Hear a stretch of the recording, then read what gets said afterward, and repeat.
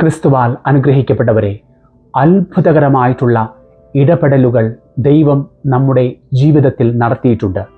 നമ്മുടെ പ്രാർത്ഥനകളുടെ ഫലമായിട്ട് നിരവധി അനുഗ്രഹങ്ങൾ ദൈവം നമുക്കായി നൽകിയിട്ടുണ്ട്. ഇതുപോലെ തന്നെയാണ് ഇസ്രായേൽ ജനത്തിന് അവർ മരുഭൂമിയിൽ ആയിരുന്നിടത്തോളം കാലം സ്വർഗത്തിൽ നിന്ന് മന്ന പൊഴിച്ച് അവരെ സംരക്ഷിക്കുന്ന ദൈവത്തെ നാം കാണുന്നുണ്ട്. ഇതെല്ലാം തന്നെ ദൈവത്തിൻ്റെ ഇടപെടലാണ്. നമ്മുടെ ജീവിതത്തിലും ദൈവത്തിൻ്റെ അനുഗ്രഹങ്ങളും ഇടപെടലുകളും ഉണ്ടായിട്ടുണ്ട്. അത്ഭുതകരമായി നമ്മെ സംരക്ഷിക്കുന്ന, നമ്മെ അനുഗ്രഹിക്കുന്ന ദൈവം. എന്നാൽ നാം ഈ ഭൂമിയിൽ ചിലപ്പോൾ നല്ല ജോലിയായിരിക്കാം, നല്ല സമ്പത്തായിരിക്കാം, നല്ല ബന്ധങ്ങളായിരിക്കാം. ഇതൊക്കെ ദൈവത്തിൻ്റെ അനുഗ്രഹങ്ങൾ തന്നെയാണ്. എന്നാൽ ഇവയ്ക്കൊന്നും ആത്യന്തികമായിട്ട് നമ്മെ സംതൃപ്തിപ്പെടുത്തുവാനായിട്ട് സാധിക്കുകയില്ല. ദൈവം ഇന്ന് വലിയ ജനാവലിയോട് പറയുകയാണ്, ഞാനാണ് ജീവൻ്റെ അപ്പം. എൻ്റെ അടുത്തു വരുന്നവന് ഒരിക്കലും വിശക്കുകയില്ല, എന്നിൽ വിശ്വസിക്കുന്നവന് ഒരിക്കലും ദാഹിക്കുകയില്ല. നമ്മുടെ ഓരോരുത്തരുടെയും ജീവിതത്തിൽ അടിസ്ഥാനപരമായിട്ട് ഒരു വിശപ്പും ദാഹവുമുണ്ട്.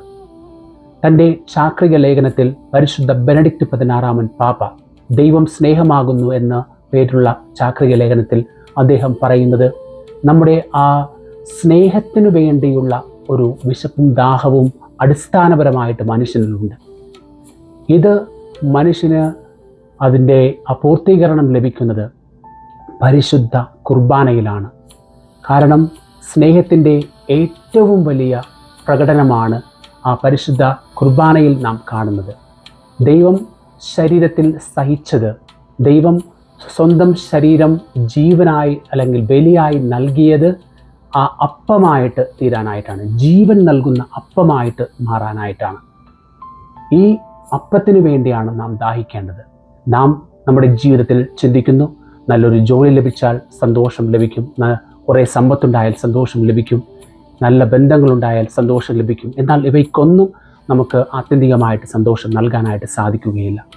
എന്നാൽ വിശുദ്ധ അഗസ്ത്യൻ പറയുന്നത് പോലെ നമ്മുടെ ഹൃദയം ദാഹിച്ചുകൊണ്ടേയിരിക്കും, വിശന്നുകൊണ്ടേയിരിക്കും, അവിടത്തിൽ ലയിക്കുന്നത് വരെ, അല്ലെങ്കിൽ ദൈവത്തിൽ നാം സംതൃപ്തി കണ്ടെത്തുന്നത് വരെ നാം നമ്മുടെ ഹൃദയം അസ്വസ്ഥമാക്കിക്കൊണ്ടിരിക്കും.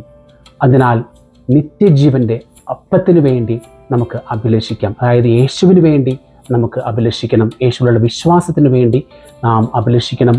അങ്ങനെയാകുമ്പോൾ നമുക്കൊരിക്കലും വിശക്കുകയോ ദാഹിക്കുകയോ ഇല്ല. നിത്യമായിട്ടുള്ള സംതൃപ്തി നമുക്ക് അനുഭവിക്കാൻ സാധിക്കും. ദൈവം നമ്മെ അനുഗ്രഹിക്കട്ടെ.